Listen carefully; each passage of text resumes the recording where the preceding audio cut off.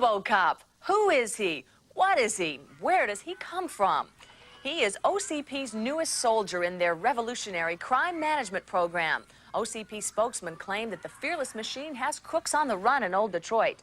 Today, kids at Lee Iacocca Elementary School got to meet in person what their parents only read about in comic books. Robo, excuse me, Robo. Any special message for all the kids watching at home? Stay out of trouble.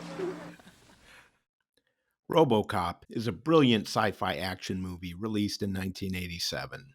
The film works on so many levels, starting with a fantastic story for an action movie. A cyborg police officer taking on a criminal gang in futuristic, crime-ridden Detroit. At its core, RoboCop is a gory and intense popcorn movie with an edge. But it's so much more than that, as the film delivers a biting satire of the excesses of 1980s American culture. The film utilizes humor and exaggeration to take on themes such as unchecked capitalism, corporate greed, consumerism, media sensationalism, and societal decay. The filmmakers use ultra-violence to fuel the action movie thrill ride, but also to drive home their satirical critique of our culture. Director Paul Verhoeven decided to add the plot device of news breaks throughout the film with cuts to commercials. We see that in the clip at the beginning of this video.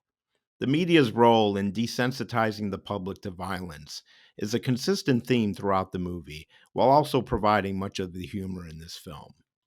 In these clips, we see the contrast of a futuristic Detroit plagued by crime and economic collapse, juxtaposed against cheerful news segments and the rampant consumer culture presented through advertisements. One of the advertisements is for a fictional product called Nukem, a board game that simulates global thermonuclear war. The story of the movie centers around Alex Murphy, played by Peter Weller, a dedicated and honest police officer who was brutally murdered by a gang of criminals. However, Murphy's story doesn't end with his death. It marks the beginning of his rebirth as RoboCop. Omni Consumer Products, OCP, is a powerful corporation that runs the Detroit Police Department, and they seize on this tragedy as an opportunity. There's an internal battle going on at OCP over competing robotics projects to stop crime, and one faction of OCP is in the process of developing a cyborg police officer, part man, part robot, and Murphy's death provides them with the perfect candidate. OCP scientists use Murphy's remains to create RoboCop, a cyborg with superior strength, advanced weaponry, and the ability to access criminal databases, while also erasing memories of his former life. RoboCop is unleashed on the streets of Detroit and quickly makes impressive arrests and neutralizes threats, as we see in the opening news clip.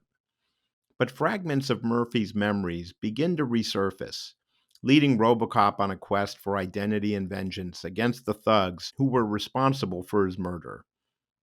This internal struggle between RoboCop's remaining human elements and his robotic programming is central to the character's development and the film's narrative. RoboCop's quest for justice brings him into conflict not only with the criminals who killed Murphy, but also with the corrupt elements within OCP and the company's disregard for human life.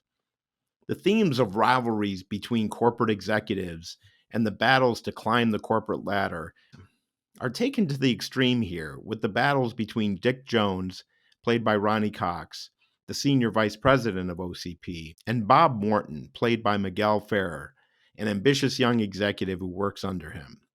Their conflict arises from their competing visions for the future of law enforcement technology within the company. Their rivalry serves as a microcosm of the cutthroat corporate culture of the 1980s. This fun subplot satirizes that culture, where ambition, backstabbing, and a win-at-all-costs mentality were celebrated and rewarded.